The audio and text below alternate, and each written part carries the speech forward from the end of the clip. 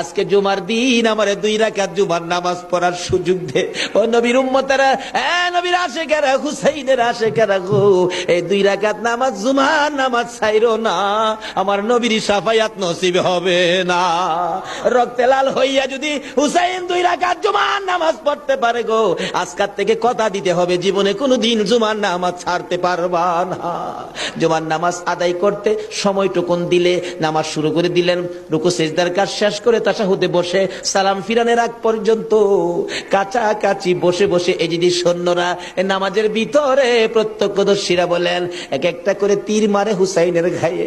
ডান দিক দিয়া যদি তীরটা মারতো, বাম দিক দিয়া বেরিয়ে যাইতো, সামনে দিয়া মারলে পিছন দিয়া বেরিয়ে যায়, এই কিসিমের তীর গো নামাজের ভিতরে বাহুতুরটা তীর লাগাইছে। হুসাইন সালামটা ফিরাইয়া নানা গো